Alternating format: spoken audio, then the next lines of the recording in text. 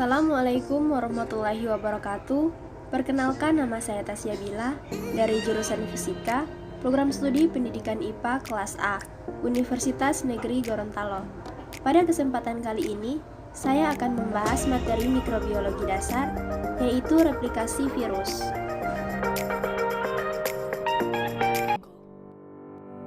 Sebelum membahas materi lebih lanjut, kita perlu mengetahui terlebih dahulu pengertian dari replikasi virus. Nah, apa sih replikasi virus itu? Replikasi virus adalah pembentukan virus biologis selama terjadi proses infeksi di sel target yang akan menjadi host atau inangnya. Virus adalah parasit berukuran mikroskopik yang menginfeksi sel organisme biologis. Nah, virus di sini bersifat parasit obligat. Nah, maksud parasit obligat ini disebabkan karena virus hanya dapat berkembang biak atau bereplikasi di dalam material yang hidup, yaitu dengan menginvasi dan memanfaatkan sel makhluk hidup. Hal ini dikarenakan virus tidak memiliki perlengkapan seluler untuk berproduksi sendiri. Nah, biasanya virus mengandung sejumlah kecil asam nukleat, yaitu DNA atau RNA. Maksudnya adalah, virus tidak memiliki asam nukleat dengan kombinasi keduanya, melainkan hanya salah satu di antaranya, yaitu DNA atau RNA saja.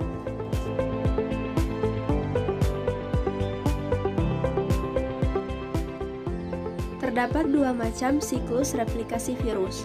Yang pertama adalah siklus litik, dan yang kedua adalah siklus lisogenik. Siklus litik. Siklus litik terjadi ketika perlindungan sel inang lebih lemah daripada kekuatan infeksi virus, sehingga tahapan-tahapannya dapat terjadi dengan cepat. Nah, di sini sel inang akan rusak dan mati, dan kemudian membentuk yang namanya virion baru.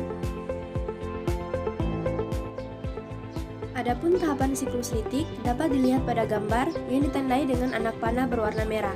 Siklus litik dimulai dari pelekatan, dilanjutkan dengan penetrasi, kemudian sintesis, lanjut ke pematangan, dan yang terakhir adalah tahap pelepasan. Tahap pelekatan. Tahap pelekatan ini biasa disebut dengan adsorpsi. Dapat dilihat pada gambar, ditandai dengan melekatnya ekor virus pada dinding sel bakteri. Nah, virus menempel hanya pada tempat-tempat khusus, yakni pada permukaan dinding sel bakteri yang memiliki protein khusus yang dapat ditempeli protein virus. Menempelnya virus pada protein dinding sel bakteri itu sangat khas. Ia mirip dengan kunci dan gembok. Virus dapat menempel pada sel-sel tertentu yang diinginkan karena memiliki reseptor pada ujung-ujung serabut ekor. Setelah menempel, virus mengeluarkan enzim lisoenzim, yaitu enzim penghancur, sehingga terbentuk lubang pada dinding bakteri dan sel inang.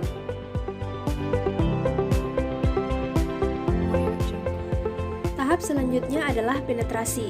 Setelah terbentuk lubang, kapsid virus akan berkontraksi untuk memompa asam nukleatnya, yaitu DNA atau RNA, untuk masuk ke dalam sel.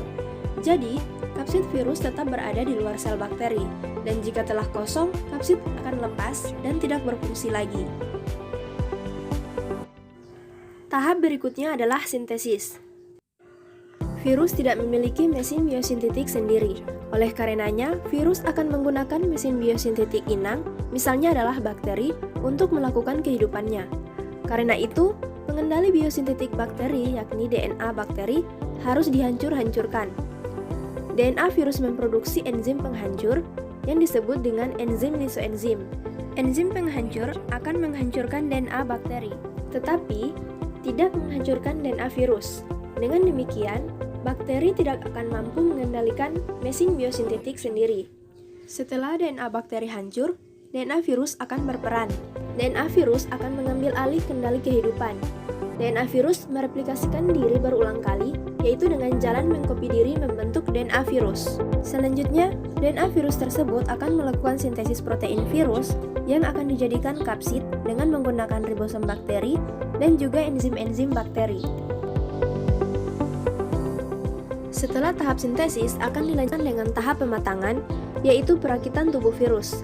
Kapsid yang disintesis mula-mula terpisah-pisah antara bagian kepala, ekor, dan serabut ekor. Bagian-bagian kapsid itu dirakit menjadi kapsid virus yang utuh. Kemudian DNA virus akan masuk di dalamnya. Kini terbentuklah tubuh virus yang utuh. Jumlah virus yang terbentuk sekitar 100 sampai dengan 200 buah. Tahap pelepasan. Ketika perakitan virus selesai, virus telah memproduksi enzim lisozim lagi, yakni enzim penghancur yang akan menghancurkan dinding sel bakteri. Dinding sel bakteri hancur. Dinding sel bakteri mengalami lisis atau pecah, dan virus-virus baru akan keluar untuk mencari inang yang lain. Fase ini merupakan fase lisisnya sel bakteri, namun bagi virus merupakan fase penghamburan virus. Siklus lisogenik. Berbeda dengan siklus litik, siklus lisogenik terjadi ketika sel inang memiliki perlindungan yang lebih baik dibandingkan dengan kekuatan infeksi virus. Pada siklus lisogenik, replikasi genom virus terjadi, tetapi tidak merusak sel inang. Adapun tahapan siklus lisogenik dapat dilihat pada gambar yang ditandai dengan anak panah berwarna ungu. Awal tahapan siklus lisogenik sama dengan siklus litik, yaitu melalui tahap pelekatan dan penetrasi. Tahap pelekatan di mana virus menempel pada dinding sel bakteri. Kemudian dilanjutkan dengan penetrasi, yaitu virus memasukkan materi genetik ke dalam tubuh inang. Yang membedakan siklus litik dan lisogenik, di mana siklus lisogenik setelah tahap penetrasi akan dilanjutkan dengan tahap penggabungan dan tahap pembelahan. Tahap penggabungan terjadi ketika inang yang virus tempati cukup kuat, sehingga virus tidak bisa mengambil alih kendali. Jadi, materi genetik dari virus akan bergabung dengan materi genetik inang dan membentuk profek. Pada tahap penggabungan ini, mula-mula DNA bakteri putus, kemudian DNA virus menggabung diri di antara benang yang putus tersebut, dan akhirnya membentuk DNA sirkuler baru yang telah disisipi DNA virus. Dengan kata lain, di dalam DNA bakteri terkandung DNA genetik virus.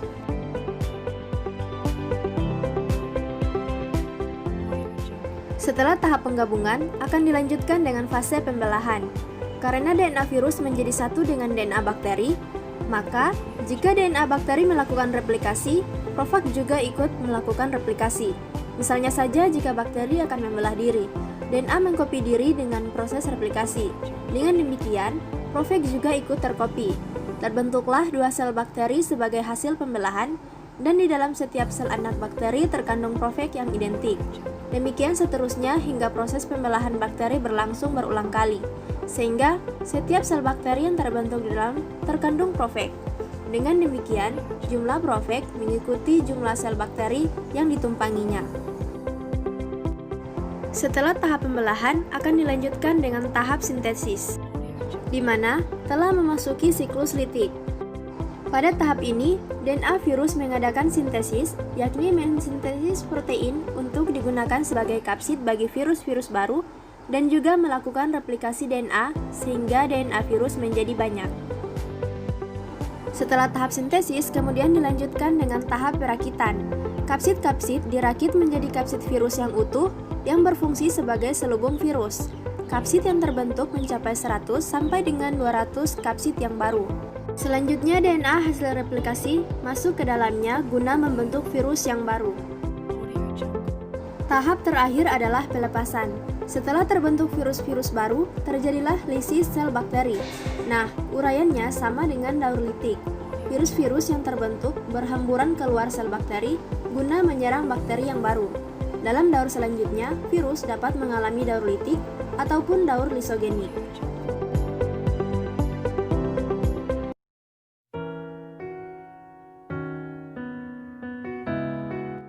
Nah, itulah tadi pemaparan tentang replikasi virus.